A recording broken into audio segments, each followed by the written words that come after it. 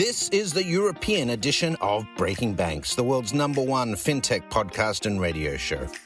We bring you the European unicorns, startups, founders, regulators, and leaders innovating the rapidly evolving fintech scene today. A truly localized podcast with both English and local language content, with some of the world's most well-known hosts and influencers in the fintech sector globally. Join us every week as we explore what makes the European Union a phenomenal proving ground for many of the fastest growing fintech plays in the world today. Okay, let's roll.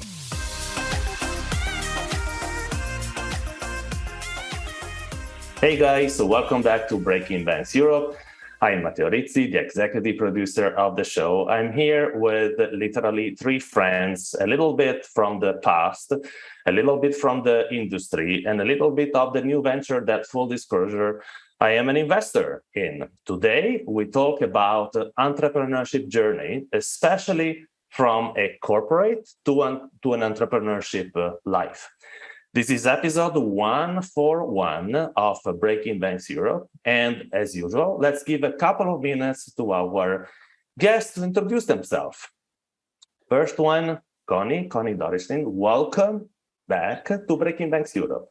Yeah, thanks so much, Matteo. It's a lovely break in the middle of summer when we're all going back to work to do something as fun as this is. So thanks for having me, Matteo. Yes, my name is Conny Dorrestijn. I've literally worked in the fintech space for over 30 years, corporates as a CMO in very large companies, then sort of switching over, which we'll talk about more later, at a very infinite aha moment to the more entrepreneurial side of life.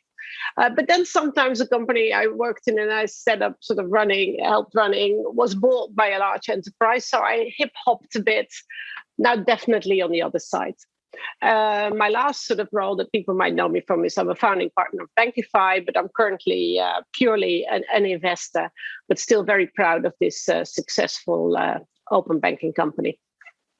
Thank you, Conny. And now let's go to a newbie of Breaking Banks Europe, former colleague of Swift, David Mellett. David, welcome to Breaking Banks Europe. Thank you. Thank you for the invitation. Joining from my holiday, so it's a nice break in the middle of the day. So happy to be here. A subject that I love to speak about. So my own background, I have a degree in archaeology, which led me into finance, obviously, where I spent 15 years, where I met you, obviously, at Swift towards the end. And over the last number of years, I've made the jump towards entrepreneurship. Not sure that there was a big aha moment, but I guess we'll come to that in a few minutes. It feels more by accident than by design. But very, very happy to be here, very happy with what I've done in the past, and very happy with what I'm doing now. So thank you for the invitation. Okay, we'll discover more very, very soon. Last but not least, Damien Dugauquier from Singapore, So this is a very spread as usual, episode. Damien, welcome to Breaking Banks. Thank you, Matteo. Thank you for having me, and great to connect indeed from Singapore. Thank you for the invitation. So my background is also a bit unusual. I actually studied political science. I wanted to be a politician initially, then realized that world was not really for me. So then I joined finance, like David, joined Swift. So that's also where we met with you, Matteo, and David. A couple of years in Brussels with Swift. Then I moved to Singapore. Has been close to 10 years now in Singapore. And last year, I did a big jump with a couple of ex-Swift colleagues, actually. We launched iPit, and I'm sure we'll talk about that more in a moment. You know what? Why don't we stick with you, Damien? In a continuity matters. Tell us a little bit. What made you that decision? When we prepared the call, I was sort of warning you that I would have asked for. Was that an epiphany, or was that something an external factor that made you decide? And be specific. Use this platform to explain a little bit what you do right now. Also, because each entrepreneurship experience depends a lot on the business you're evolving in, right? And I know the three business of yours, and each one is different. So it would be worth to share. Damien, go ahead. For sure. I mean, there was a conjunction of factors, but there was one major one, and that was actually COVID. So for me personally, COVID induced like a huge change in my lifestyle. So I used to travel all the time, and then suddenly I was grounded in Singapore at home, and that really made me reflect on what was making me happy professionally, but also personally. And Matteo, you told us that we can be a bit personal in this session. So on the personal side, so my girlfriend is actually based in a different country. So I'm based in Singapore. She's based in Malaysia.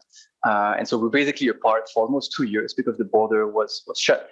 And I realized that I needed more flexibility also than the corporate life. So all of that plus business elements like the right idea, the right team, probably sort of the end of a chapter at Swift from a corporate career perspective. And so all of that really made me to make the jump. But COVID was definitely the trigger. Without COVID, I would probably still be in my corporate life.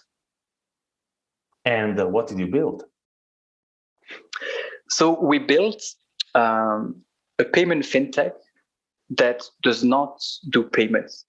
So essentially, what we identified as the big problems to solve in payment is essentially two major problems to solve, be it in domestic payments or cross-border payments. One big problem is everything around settlement. So essentially moving money faster and cheaper across border. Very busy space, a lot of smart and big companies making a big impact on that side. But then you also have the other big problem to solve, which is everything around customer experience, improving success rate, just making it easier for us to do payments. Domestically, I think in most markets today, you can just do payment based on a phone number. But what was missing is that capability on a cross-border basis. So being able to just provide a phone number and then in the background, having a service that we go and fetch the banking details or validate the banking details on the other side for cross-border payment. So that's what we built, an infrastructure to make payments easier and safer on a global basis. Thank you. And actually, what was super interesting is that I could not invest in a company because you brought together most of my former greatest friends, at Swift, and it's a great opportunity to join back the club and still have super nice conversation and fun. So thank you for that, Damien. Conny, you have a longer both entrepreneur a non-corporate and corporate life, but I'm pretty sure that that you have many factors that brought you this life, right? Absolutely. And I think that one should also in life always embrace accidents, because accidents can lead to very good things. And obviously, it's not something you think about when you're very young. But when I was, young and ready and willing and able, I moved to the UK and I became a CMO in a fintech company. And which has now become my SIS after many mergers and acquisitions. And I learned an awful lot there, particularly also doing things the Anglo-Saxon way. But around 1995, although two big things happened for me. I became extremely aware of what internet was doing and what it could do to sort of really put power in the hands of the people rather than the bankers. I worked in the city at the time, so it was pretty much, everything from me to all the bad stuff and all the big humbug that came with it, which I also enjoyed partly, I have to say. It was a very, very sort of wild time. But I saw internet happening. And then the other thing that happened was just in my personal life. I got a baby. I thought I was moving back to the Netherlands with my baby and a husband. And I found out I was sort of moving back alone. And at that point in time, I said goodbye to a corporate career and I was in the Netherlands, but working then from home was totally impossible. And I hadn't lived in Holland for a long time. And I had this tiny baby. I was totally hormonal, obviously. And I thought, I've got to take care of him first. And that basically gave me new strengths and powers that are really, I think, women should not just take time off after they've had a baby. They should use all those wild powers that drive through your body and do something different. And I thought, okay, what am I going to do? Internet, I've got a network. long story short, I went to the US because I'd heard that some guys were setting up an internet brokerage, E-Trade. I went there and the guy said, they're doing banking in Atlanta. You're more a banking girl. So I went to Atlanta. I literally sat, and I'm telling the story for a good purpose. I sat in their waiting room. And after a day, somebody said, you've tried to get a meeting. What is this lady still doing here? I said, well, I flew all the way from Holland. I want to have a meeting with these two guys. Those two guys with Chip Mahan and Michael McChesney, they set up the world's first internet bank. I got my meeting. And I took on huge, big trousers, obviously, fueled by all sorts of powers that normally you don't see in women. And I said, I can represent your software in Europe. And they had nobody, so I was okay. And that was the beginning of a relationship that lasts till today, basically. Because from that, I went back to the Netherlands. Then, of course, I had to be an entrepreneur. And there was nobody, which I had in London. People were booking my meetings, driving me around, organizing my diary, my schedule. And I just had to reward myself. If I'd booked a meeting with somebody to look at this new technology, I could have a cup of coffee. If I'd booked 5 meetings, I could have a Kit Kat and a baby crying in the corner. So that taught me a few real hard lessons, but it also gave me the flexibility that I needed. And from that, I started organizing study trips because I thought, there's not a downside. You can't learn on the budget of the company if you're not corporate. And I wanted to learn and earn money. So I thought, well, if I want to learn about internet banking in, say, South Africa, why don't I take a bunch of bankers with me who pay for the trip and for my trip? And then I have a business model. So that's how I basically ended up in fintech. And from that came also the connection with Michel Akkermans, who set up Clear to Pay. He asked me to help him because he joined up with those 2 internet bankers. And from that came many, many other steps I made. And from that, I had always been an independent in startups. But I always say I have one child that I need to raise and I need to do other things, which at the time, to have a multi-role agenda was unheard of. They said, you're not loyal if you do that. I totally disagree. It was my way of learning and staying fresh for the company. And I've done that ever since, until, of course, in 2014, FIS bought Clear to Pay, which is a massively large corporate. And I lived the corporate life with them for 2 years.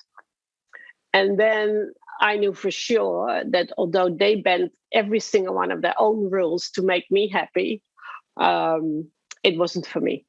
So I then set up BankiFi with my incredibly inspirational colleague, Mark Hartley, who had a great vision. And he's been taking that forward since. And now I play a role, I use all of my talents by doing projects, but also very much so by being a non-executive director at Augmentum, FinTech VC, and at another growth scale company where we already have 80 people on board, Cobase. But it's going through all the growth pains. So I feel that now I can bring all the corporate and entrepreneurial experience together. Yeah. We'll talk a little bit later about this concept of portfolio activities, right? Because usually you become an entrepreneur, or very often you become an entrepreneur like with a single mission. And then it becomes almost like a virus, that infects you, and you're naturally like drawn to either consult for others or advise or maybe invest. And usually you're never an entrepreneur in an island, right? Or doing a single thing, because sooner or later, especially if you exit your own startup, you're very often sort of pulled back, to this life, and this time maybe in a much more like inclusive and multitasking role. Let's hear the third story, David. I'm actually curious because I knew the 2 previous one, but yours, I only saw it what you published, which is super interesting. But I'm really curious to learn more, and our auditors the same. Okay, yeah, with pleasure. So as I said, with a degree in archaeology and spending 15 years in finance, I always wondered what I was doing in finance. And I think I learned 3 things about myself when I was at Swift. The first is that I didn't care about finance, which is a good reason to maybe think about doing something else. So unlike the rest of you here, I'm not at all involved in finance today. The second is that I was a very bad employee. I was a troublemaker. I like change. I like doing things differently. And at the time, at least, Swift was not a great company to be if that's the type of DNA that you had. No. And the third is that I lack focus. I'm totally unfocused. And in corporate life, that's a bad thing. But once you make the jump to entrepreneurial life, which is something I share with you, Conny, I work on multiple things at the same time, and my lack of focus became a strength. But at the time, I didn't really know any of those things. So it's a bit like, Steve Jobs says, you can connect dots looking backwards. So I had no plan. I guess the first part of my transformation or transition was Cybus in Hong Kong in 2008. Oh, yes. Where I listened to a guy called Guy Kawasaki, who was doing a plenary. And he was giving this little talk on how to pitch to investors. And I think the third point on his slides was make meaning. So if you want to captivate people, you need to do something which is meaningful. If it's meaningful for you, then you can articulate it as being meaningful towards other people. And I really didn't feel as though I was making any meaning in what I was doing at Swift. Maybe Swift was making meaning, but me personally, I had no idea what I was doing or why I was there. But that was 2008. In 2012, 4 years later, I found myself in hospital with a suspected heart attack at 35, where I was brought to Kevel in Brussels with a heartbeat of about 150. And the doctors were quite concerned, and I had a pain down my left side. And that was obviously a big shock. It was a big shock to me and a big shock to my wife. And the doctor said, well, the good news, David, is that you're perfectly healthy. So there's nothing wrong with your heart or your body generally. But the bad news is there's clearly something triggering this. And your body is clearly sending you a message. And I'd never really thought about listening to my body. I was always somebody who lived in my head, and I listened to my head. Very rational person, kind of very overthinking, cannot switch off at night, insomniac. So maybe some of the things that you may share with me. So I always live in my head and I think a lot. And I was ignoring what was happening in my body, but my body was clearly telling me that this, you need to stop it and you think about doing something else. So I guess if there was an aha moment, that was it. I see some people want to maybe get involved and ask questions. So before I jump to the next part. No, David. No. Before Damien, I know Damien is as a question for you, and I might have a couple too. But now I am curious about what you became doing. So in 2014, so 6 years after Cybus and 2 years after my suspected heart attack, which was what they call a burnout, which I didn't know, I left Swift. And as an English speaker in Brussels, I didn't speak French, I didn't speak Dutch or Flemish. I had more connections in London and Tokyo than I had in Brussels.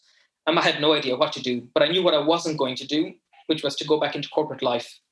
Yeah. And sometimes, knowing what you don't want to do is the starting point of exploring.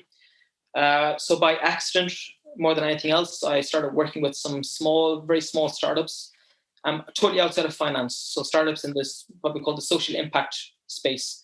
So people who working in the circular economy, people who wanted to create businesses that would somehow contribute towards improving the world we live in, socially, environmentally. And the end result may be making money, but that certainly wasn't the objective. And these people tend to be very idealistic. Most of them were between early mid-20s to early mid-30s. No business experience, no entrepreneurial experience. But they wanted to do something which would change the world without really understanding how business works. And I realized quite early on that I didn't learn a lot about finance at Swift, but I did learn quite a lot about marketing and about business and about business models and about products and about other things, and that those skills were transferable to this new environment. So I invested in a couple of companies. I started a few companies. I started an insect farm, growing crickets in Brussels, transforming them into protein as an alternative. Lovely snack. I invested in and joined the board of a company using waste to grow mushrooms in a circular economy business model, growing exotic mushrooms, shiitake, maitake, rather than importing them from Asia. We can grow them using waste. And I got more and more involved in lots of crazy ideas and crazy companies. And I started meeting investors, and I realized that there was a problem, a bit like what you said, Damien. We need to identify a problem to identify a solution. And there was a problem whereby more and more people wanted to give meaning to their money. So they wanted to invest in projects that would somehow contribute towards making the world a better place. but they weren't finding a lot of deal flow or projects that they had confidence in. And the primary reason was team. It's not that the ideas were bad, it's that they didn't trust these young, idealistic people to create scalable companies that would make a difference. So that's where my idea of BeeFounders came from, which is essentially a startup studio for impact investing, whereby because you were talking, David. Sorry, I briefly interrupt you.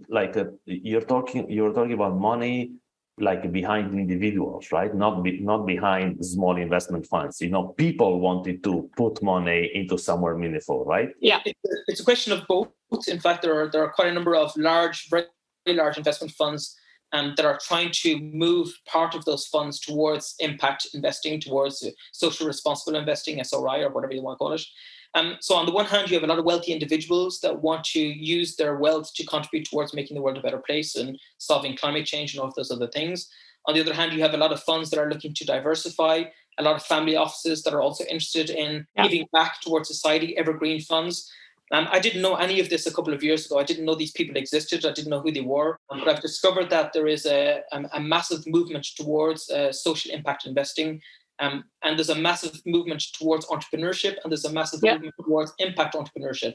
So that felt like a perfect storm within which to create something new, which is what I'm doing. But it still meant that you also had to almost like herd these very enthusiastic cats that were the young people setting up these businesses into an environment whereby they credibly can bridge sort of the expectations from the investors and the family offices, isn't it? Yes, well, and we essentially need three things. We need great ideas. We need highly motivated, young, energized people to do something about them. And we need significant capital to make it happen if we want to go fast. And getting that triangle to function, it's more art than science. And there's a little bit of magic in there. It's a lot about human relationships. Those three things actually find it difficult to find each other at the same time. So very often the young people with the great ideas can't find the money. The people with the money can't find the people. The people with the money and the teams can't find the ideas. So making all of that emerge has become my core skill set, and that's what I do today. I had a question for David, if I can, and sort of as a background to my question. So I was reflecting yesterday about this session, and I was wondering, do I sort of regret my corporate life? Do I feel that I've wasted some years in corporate life?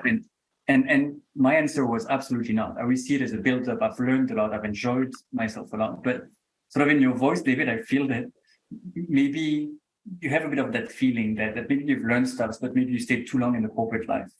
Is that correct or not? I don't regret what I did because it gave me the confidence to do what I do afterwards. But if I could do things again, knowing what I know about myself now, I'm not a good employee. I lack focus. I need to do something that I really care about. If I had known those things when I was 25, I would definitely have made different choices than the ones which I made. When I was inside of Swift, I felt as though I was in a bubble and I had a career and I had a company car and I was, flying business class. And all of that felt like it was meaningful until I stepped out of it. And then, so I have no regrets about what I did. I'm happy that I changed at the time that I changed. At the same time, let me, be look at the other side of the mirror. I work a lot with entrepreneurs, also in my non-executive role, and you sometimes now, particularly now, times are tough again because the wind's blowing in quite a different direction, and we see valuations drop by 60-70%. And you try to explain to entrepreneurs valuation is nothing until it's money, but they still have this in their head and in their planning. And you do see people who became entrepreneurs when life was sunny, who are now having second thoughts because they say it is scary and I don't know where my next round of funding has come from. Or, I've invested 3 or 4 years at a below average salary, and now my valuation's underwater. And these are very genuine questions that you need to ask yourself. And in my opinion, there's no right or wrong. I just say to people, figure out what is you and what works for you. For me, corporate life is stress. And like you, David, I had a massive wake-up call a few years ago. And the doctor told me one thing is that this is 25 years of stress, the body keeps the score. So for one person, corporate life causes stress. For another one, it's entrepreneurship.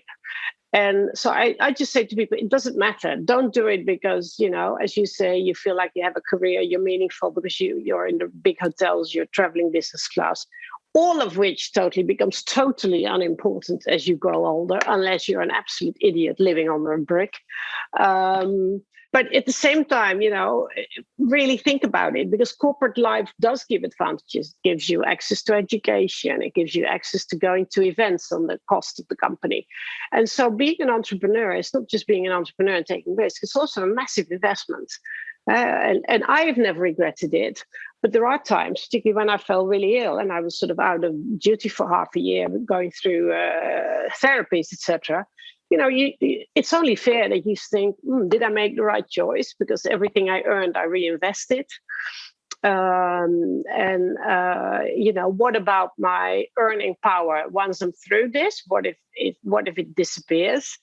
And I have to say, the one thing I'm grateful for is that throughout my entrepreneurial life, I've always kept a mantra, which is everything in life starts by giving. And so I built up a set of relations and business relationships that were also loyal to me when, I was going through some personal stress. But even business-wise, you have to continue to invest in relationships, in knowledge, in networking when you become an entrepreneur. And very often you see people who say, I'm an entrepreneur, but literally they're just sending invoices at the end of the month rather than getting a pay slip. And I think that's a massive difference. There's one point I'd like to maybe react to linked to stress. I've also learned that there's lots of different types of stress. And the stress that I had in corporate life, I felt as though it prevented me from moving forward. It was more of a handbrake. And the stress that I have in entrepreneurial life it's a motor, it's an engine, it's what drives me forward. If I wasn't stressed, I wouldn't be able to do what I'm doing. And I probably have more stress now relative to the comfortable lifestyle I had in Swift. But I live it very, very differently. And the stress is what it really pushes me to do what I do, as opposed to stopping me. So stress doesn't necessarily need to be a bad thing. I think it's how we use the stress, which is important. Wow, I actually had so many questions in mind, and listening to you, I have so many more questions now. Okay, let's do the following. I will wrap up in a second, but what I do believe as a fundamental for this conversation is that it's not enough to decide that you want to become an entrepreneur. It is important to understand which type of entrepreneur you want to be, because there are that are driven just by money and the exit and inflate as much as they can the value of the company. I actually label them. I call them the exiters. Okay, and then there are another type of entrepreneur that where the impact, the number of family and people he or she is impacted with her work, and I call them the builders. Is more important than just building monetary value. Okay, and I'm not, and of course, it's never black or white. Is that you can be a bit of both, and of course, ideally speaking, bringing your company to some sort of exit is always a good thing, because it allows you, if you're a true entrepreneur, to then build more value on the top of it. But this is just a little snippet of what I am going to ask you just after a short break. Stay with us, guys. That's a wrap. The FTS Group builds innovation ecosystems. We engage incumbents, investors, entrepreneurs, technology partners, and regulators to build trusted and connected fintech tribes around the world. We firmly believe that innovation in financial services will truly improve people's lives. Learn more on ftsgroup.eu. Guys, welcome back. Episode 141 of Breaking Banks Europe. We had to cut a super interesting view on entrepreneurship life, back from a corporate life, with eventually, if any of us was regretting, any piece of that corporate life. And David was saying something super interesting about the stress part that becomes a brake in one case and an engine, as an entrepreneur. But what I would like to talk about now is once you became an entrepreneur, did you figure which type of impact you wanted to have as an entrepreneur beside money, right? Because entrepreneurs that are driven just by money once are maybe the favorite of some Silicon Valley investors, that only wants to build bigger and bigger funds.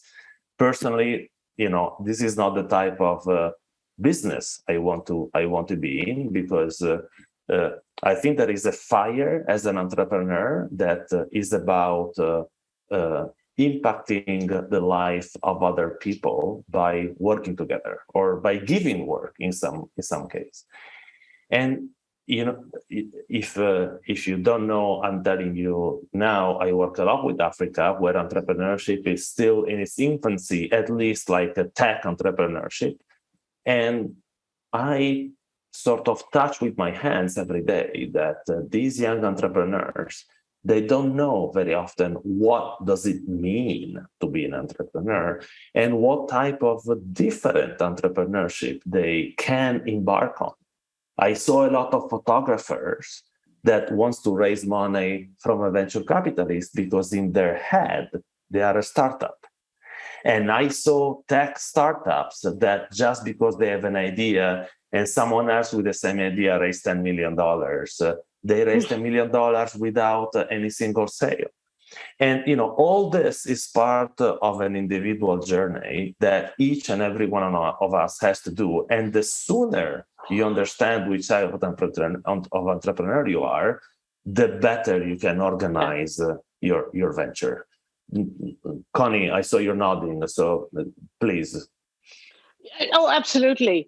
I told you my story, so I'm not going to even suggest that I had a big plan. It was pure bloody survival that made me jump into this, because it gave me the flexibility. And I think, to David's point earlier about stress, it gave me, even though I was, say, poor, I was in control.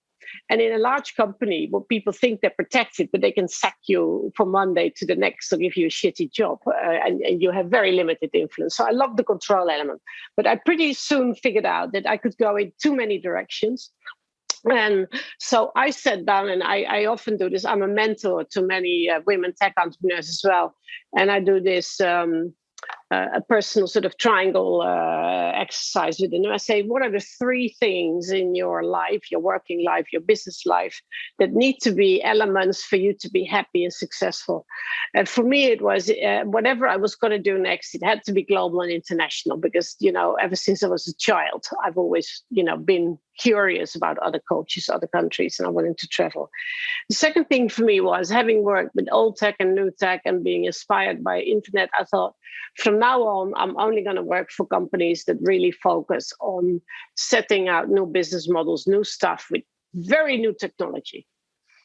So that was the second rule. So that made me, that gives you certain choice. And the third one for me was, and I said this before the word was invented, everything I did, I wanted to be around empowering people in the end of the day.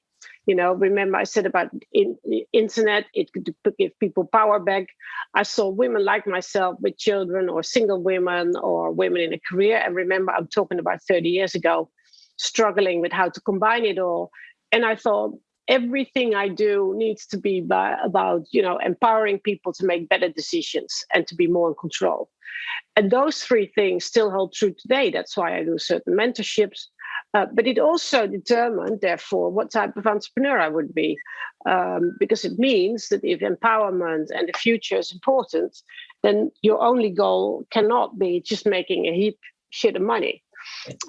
So for me, money is taking care of my family and loved ones. And if I have that sort of money, I'm probably pretty happy. And then, me, Matteo, a good glass of wine is bare necessity in life for all. But I don't need a yacht or a second home. So yes, I've definitely figured out that I want to build stuff. I want to empower other people. And when it was a choice when I was 30, I'm now 59, and I feel it's an obligation for us, our generation, to give back. Don't talk to me about how great it is you're doing it. It's an obligation. And so maybe if I can jump in on that one. So the two categories that you've done, so it's not black and white. If I think of my experience as an entrepreneur, obviously you spend a lot of time with VCs. So that's something that I didn't know before, very new for me.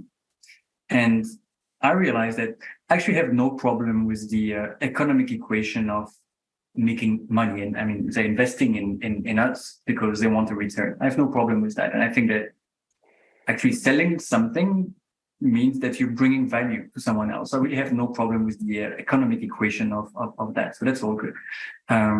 What is a bit more frustrating for me in those meetings is when there is no interest for the actual problem that we're solving.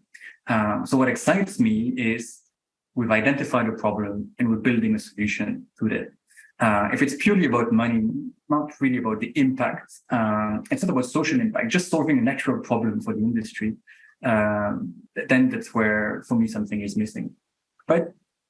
So for me, what is driving me is that it's being able to say that in a couple of years, there was sort of a before and after when we think of cross-border payments.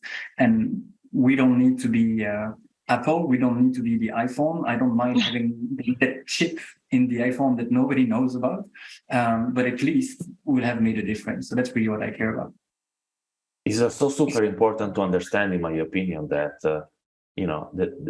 it is actually very sane for an entrepreneur to produce value, and value is often related with money, as well as the fact that more often than not, without external capital, it's very difficult to grow a startup at the scale, that then helps impact, right? But scaling is the hard part. Exactly. What I also wanted to talk about is how did your personal life change, in your, entrepreneurship style? Like, for example, David, you were talking about, and, I was totally with you about the fact that he had its charm to don't worry about whether we spend 5,000 or 7,000 euros to go to Australia in business class at Cybus, because, whatever, we can leave 2 days before or 2 days after. It doesn't, as soon as you go, below a certain limit, who cares if you eat McDonald's or if you eat at the restaurant, like with a super decent glass of wine, et cetera, right? And not to talk about something which is even more, I want to say, subtle, right? For example, hey, you're somewhere on the other side of the world and you get sick. If you're by yourself, you need to be like decently and smartly covered, right? Because otherwise, there are certain episodes that can cost an arm and a leg to you personally or to your very young company. And this is kind of something that it is easy, it is missable, is understandably missable as an entrepreneur, but at the same time, as far as I'm concerned, because I'm exactly, my story is very similar to any of yours, it changed the way I look at life. It changed the way I plan my travel. It changed the fact that I started realizing that maybe it was smarter to move to Lisbon as an entrepreneur than having the option to, of course, leave Brussels, then stay in Brussels, because the quality of life, the relationship between, cost and privileges was different, and I wonder, how was it for you, David? There's two things that come to mind. The first is Damien asked if I had any regrets about my corporate life. If I had known what entrepreneurship was and how it would change my life, I probably wouldn't have done it. So I would probably have more regrets about the entrepreneurial part than the other part, because if I had known what I was getting myself involved in, I don't think I would have had the courage to go on that journey, quite honestly. It's a true story. I've co-created multiple companies in the last 6 or 7 years, and the degree of divorce within 12 months of me creating a company with somebody is enormous. And that's what entrepreneurship can mean. It can be that life-changing. Personally, I totally underestimated how leaving my comfortable corporate life towards the very difficult entrepreneurial journey that I'm on and have been on would impact my relationship with my wife, would impact my relationship with my friends, would impact the choices we make about where we go on holiday, would impact how we talk about money in our couple. Everything changed. I went from comfortable to very uncomfortable. I didn't earn any money for 3 years after I left Swift. I lived purely off savings.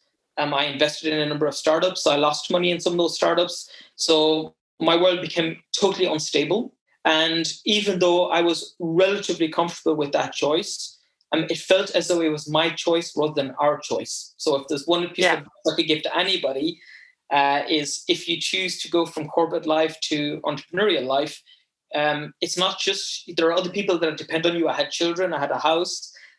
It wasn't my choice to make unilaterally. And honestly, I made that unilaterally. I chose not to go back to corporate life because it wasn't for me. But we didn't sit down and have a couple of conversation about whether that was a good thing or a bad thing, and what would that actually mean for us. So I've observed around me that a lot of people that make that change, it has profound impacts on their relationship with their spouse or with their partners. It has huge impacts on the relationship with their children. It changes a lot of things about how they interact with their friends who maybe are still in corporate life. If I had known all of those things, as I said, I'm not entirely sure I would have had the courage to go and do that. So sometimes not knowing is a very good reason to do things. It's so lovely. I hear this story, and I said it to many other people. I made the move to go to America and follow my dream of starting to sell internet banking. I thought the internet bank's great, but I wanted technology. It was literally my last money that I used for the ticket. And I said this so often, when you have nothing, you're willing to almost risk it all. But when you have some savings, you have to live off it for a few years, as we did with BankiFi. I felt way more uncomfortable. So it's also when you're really young, you dare it all and you do it all. As you get older and you have a bit more, it has impact on others. It can feel more discomforting. And you think, I'm older, I'm wiser. But for me, that was more stressful, or it was scarier, so to speak. Yeah, true interesting. Truth being told, before I let Damien, give us his perspective, that actually I think I'm pretty sure I read somewhere that the most successful entrepreneurs, they were like in between 40 and 55, so and that the Zuckerberg, the under 30 billionaire were actually a rare exception, So it seems that somehow first of all, that there is no good age to become an entrepreneur, obviously, but I don't want to be, I don't want to be I don't want to say something that, everyone can understand. But at the same time, that, it is very hard that the company that you create when you come out into your entrepreneurship life is the same company that will sustain you, and the only company that will sustain you joining the course of your entrepreneurship life. I left Swift to become an investor, built a company that does consulting, and now I build a real estate in Lisbon. And now, full disclosure, I'm investing in sorry for the vegan guys, I'm investing in a churrasco chicken place, together with a Brazilian guy. Why? Because my passion is build stuff. And it gives me the same pleasure to build a real estate agency and a Brazilian churrasco business that advise an internet banking or advise an agri-tech business and become an investor, right? So, and that is why I absolutely consider myself a builder rather than an exiter, because I would rather actually build for myself and steady monthly income that gives me freedom, that deprive myself looking for a 5, 6, 10 years, exit and make a big boom. I want the money for my freedom now. that's my approach to entrepreneurship. Yeah. Sorry, Damien, I didn't want to steal you the scene, but I wanted to, since everyone is sharing personal stuff, I wanted to do as well. And I think, so from my perspective, maybe first two challenging discoveries from being an entrepreneur. So first one is a real focus on sort of individual performance. Basically, I feel that I have to be much more productive now than before. So I will say no to the last drink. I will really watch for my sleeping hours. I'll go to the gym because I need to be performant the next day.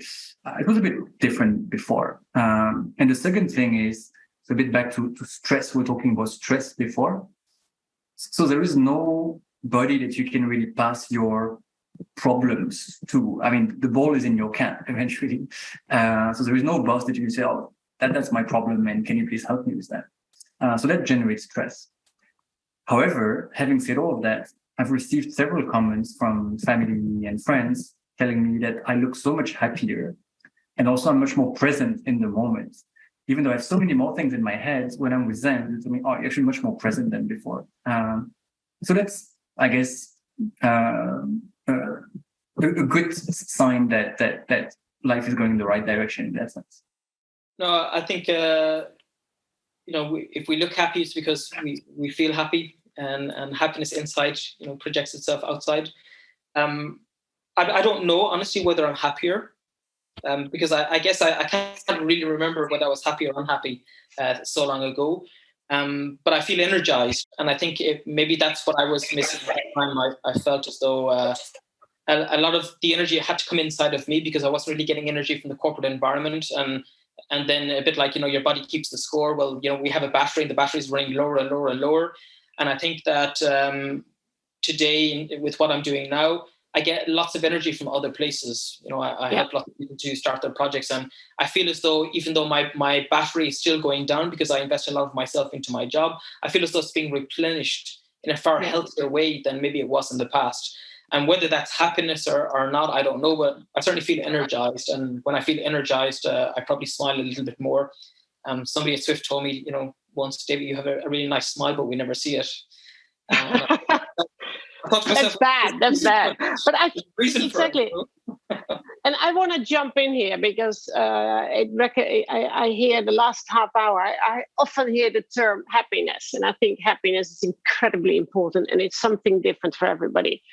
At the same time, and it probably has something to do with the stage of life I'm in, or with the fact that I love history, and I always read up about in a global context, the Chinese wars, but also World War I, World War II. I'm seeing what is happening right now. I see the complexity, the uncertainty.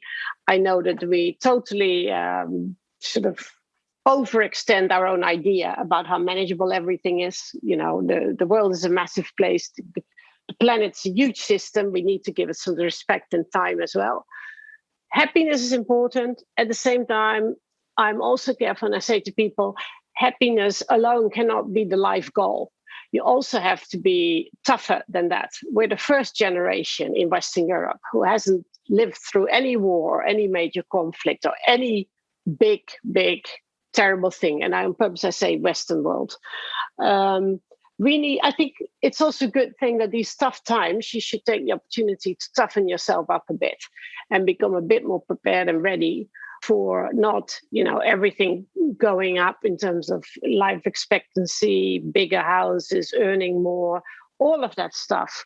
So I'm a bit worried when I hear the word happiness too often, because the other day, some women were complaining. They said, well, I don't know what it is, but I don't feel really happy. I said, yeah, I had a conversation with a woman our age this morning. She works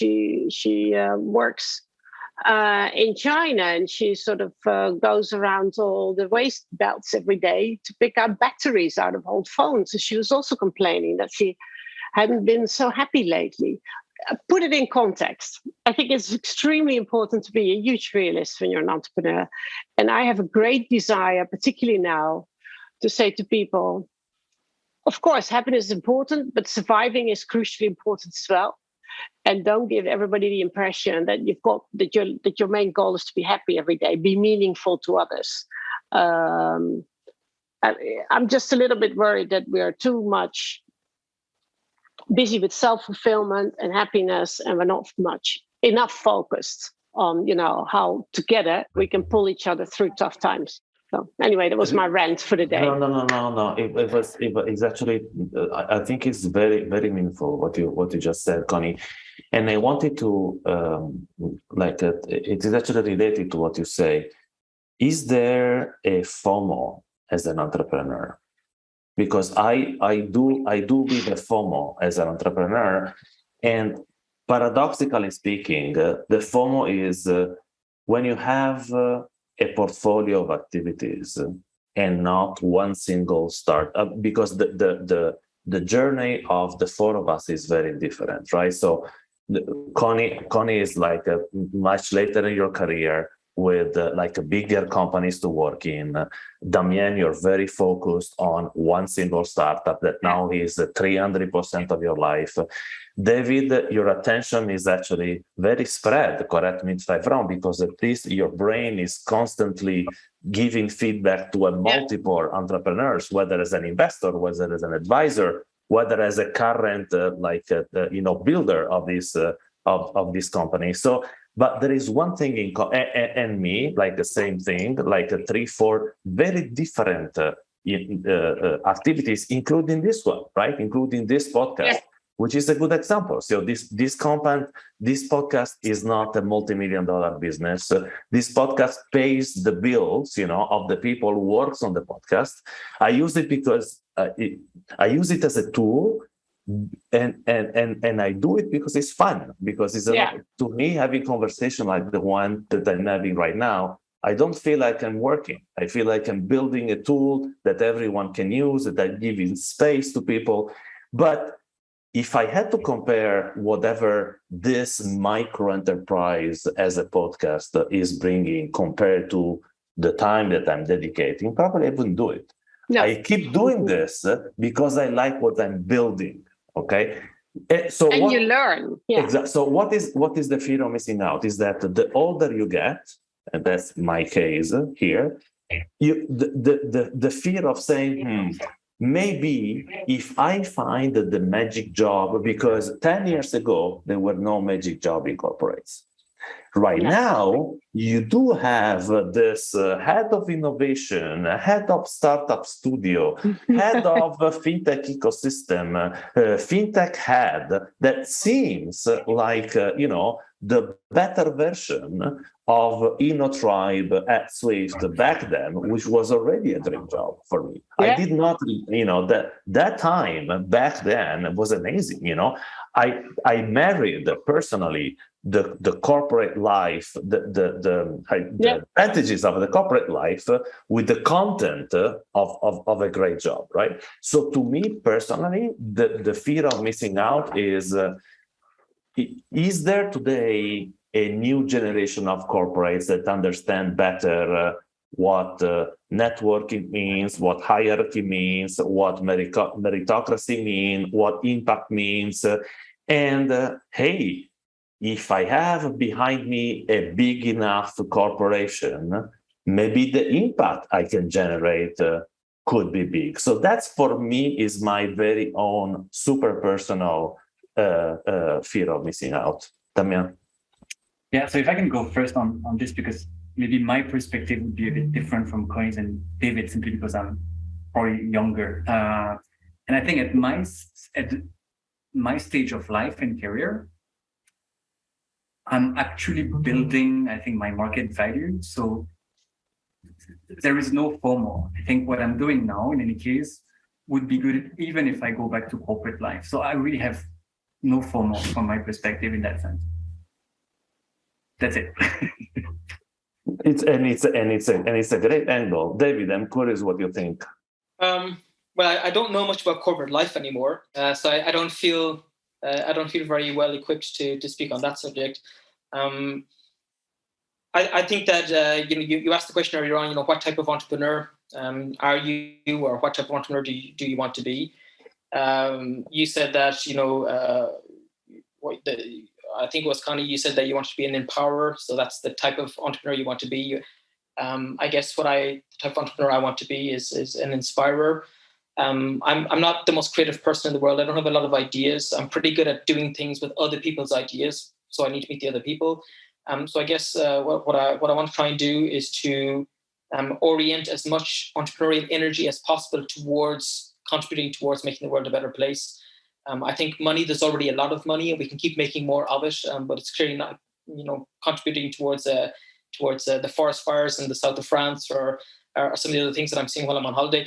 So my objective is to be an entrepreneur that tries to put the focus on the power of entrepreneurship to do good, to contribute towards climate change, towards social equality. And if I do that, then I think I'll be quite happy with the. Yeah, no, I totally get it, David. But just to maybe one, clarifying a question, and second, give you a concrete example you can react on. Imagine for a second that someone like the BlackRock of this world, that decides to set up an impact fund for circular economy at the global level. So you can do what you're doing, not for 200 lives, but for 20,000 lives. And yet you would be a corporate guy because you would have still a badge of BlackRock. Yeah. So this is a good, it's a translation in your life and your context of my fear of missing out. You see what I mean? No, I totally get it. But as I said, I think I know myself quite well. I think BlackRock would be employing the wrong guy if they wanted to do that. Because I would still be an employee, and I would still have to execute a mission, and I would still have a boss, and I would still lack focus, and I still probably wouldn't respect the rules. So I think that you need to make sure that you're doing things that are aligned with what you're good at doing and what you enjoy doing, irrespective of where you can put the bar in terms of leverage. So from my perspective, I think if I could work in a big company and create a whole lot more impact than what I'm doing now, then I probably would have chosen that path. But because I was quite bad at that, I chose a different path. But I hope somebody in BlackRock actually goes and creates that fund. Guys, I wanted, our time is up, and we are actually, beyond time as well. Can I just say that a good one-liner for this show is that all of us are, beside Damien, because you by definition you don't have holidays right now. You just finished fundraising. I get it, it's fine, but big hire, etc., etc. But we all took time, David and Conny, in a period that is traditionally a non-working period, and because we can and we wanted to, and because we maybe were curious about sharing something with the rest of the people. And thank you actually for giving that time. And before, holidays were a cutoff time for everyone, right? That the corporate life, the phone is off, and you wouldn't consider an email that arrives to your professional email, right? So it's the price we pay. Exactly. So I just want to thank you again for being in the show with me today, Conny, Damien, and David.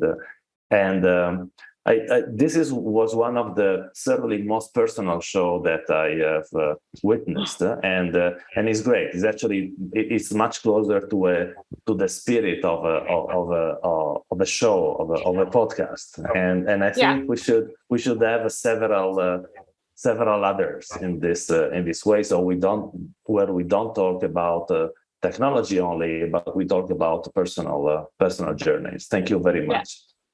Thank you. Very welcome. Thank you, Matteo. The invitation. One last thing. How can people find you on LinkedIn, Twitter? If you wanna give a website, go ahead, Damien. Yeah. So because my family name is a bit complicated, so you can go to a corporate website, ipid.tech, and then you can find us there. Thank you, David. I'm quite active on LinkedIn, so I think if people type my name, they'll find me there. Great, Conny. Yeah, same. Active on LinkedIn, active on Twitter. And thank you, Matteo, because the day where you didn't learn something new, where you didn't bring a smile to your face, and where you had a chance to give something back is a day not lived. So it's 1:30, goal achieved for today. Thank you, guys. You have a great rest of the day, and a good evening for you, Damien. Thank you very much. Thank you. Stay with us, guys, on Breaking Banks Europe. It's a wrap. Thanks for listening to Breaking Banks Europe, a Provoke Media podcast in cooperation with FinTech Stage. Don't forget to tweet us out, shout out, or post to the team at Breaking Banks EU on Twitter. If there's something or someone you'd like to hear on our cast, let us know. See you next week on Breaking Banks Europe.